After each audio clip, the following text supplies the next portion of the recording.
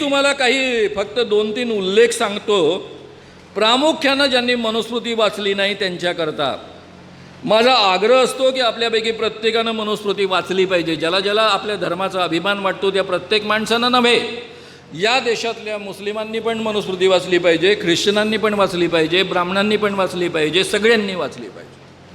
त्याशिवाय आपला देश कसा होता हे आपल्याला कळणार नाही. कारण या देशामधले मुस्लिमसुद्धा त्या मनुस्मृतीमधनंच आलेले आहे, या देशामधले ख्रिश्चनसुद्धा त्याच मनुस्मृतीमधनं आलेले आहे.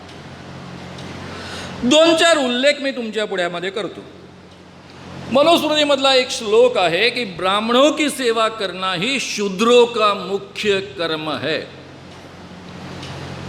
या देशामधले शूद्र कोण? टिळकांच्या व्याख्येनुसार कलियुगामध्ये ब्राह्मण वगळता सारे शूद्र. यांचं मुख्य काम काय आहे? ब्राह्मणांची सेवा करणं. त्यामध्ये पुढचा श्लोक आपल्याला सांगतो की शूद्रांनी इतर कोणतंही काम केलं तरी त्याला काही अर्थ नाही, ब्राह्मणांची सेवा केल्यानंतरच त्यांना मोक्ष प्राप्त होऊ शकतो, अन्यथा नाही. म्हणजे आपला जन्म कशासाठी झाला? ब्राह्मणांची सेवा करण्याकरता. यदि शूद्र गर्व से ब्राह्मण पर थूक दे तो उसके ओठ काट ले. एखादा शूद्र माणूस जर ब्राह्मणावर थुंकला तर त्याचे ओठ कापायचे. अगर वो पेशाब कर दे तो उसका लिंग काट दे.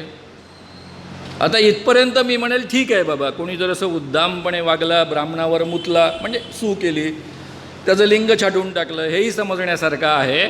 पण पुढचा भाग फारच गंभीर आहे. अगर उसकी ओर म्हणजे ब्राह्मण की ओर अपान वायू निकाले तो उसकी गुदा काट दे. अपान वायू म्हणजे पादणे. आता तुमच्यापैकी कोणीतरी मला गॅरंटी देऊन सांगू शकतं का? जसे मोदीजी छाती सांग, मैं मोदी तुमको गारंटी देता हूँ, तशी तुम्ही गॅरंटी देऊ शकता क्या? मैं जिंदगी में कभी किसी के सामने पादूंगा नहीं. पॉसिबल तरी आहे का? शक्य तरी आहे का? त्यावर आपला 100% कंट्रोल असतो का कितीही प्रयत्न केला तरी? आणि ज्याला पाद येतच नाही असा माणूस जगामध्ये असतो काय? आता मला सांगा, समोरचा एखादा ब्राह्मण आला, हा त्याला नमस्कार करतोय आणि तेवढ्यात हा पादला, याची गुदा कापून टाकायची. काय नियम आहे?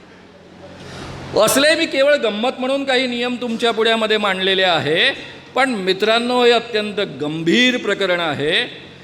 त्यानंतर ब्राह्मणाची संपत्ती म्हणजे रिझर्वेशनबद्दल आता आपण बोलतो. कोणी बोलायला लागलं तर सरळ तुम्हाला हे ऐकवता आलं पाहिजे.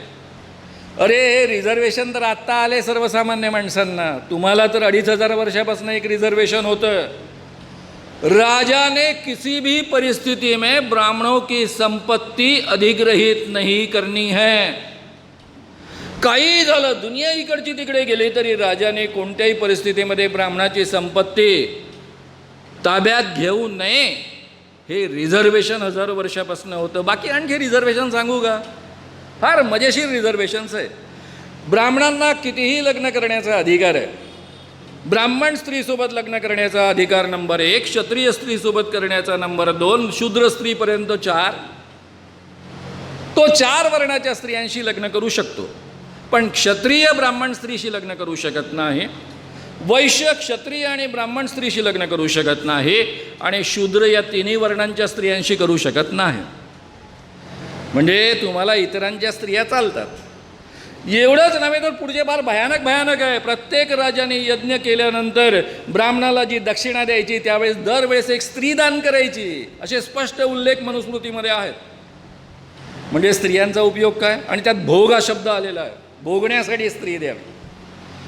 ही मनुस्मृती या देशावर 2500 वर्ष राज्य करत होती, आणि ती अक्षरशः धुळीत मिळवून गाडून ही राज्यघटना निर्माण झालेली आहे.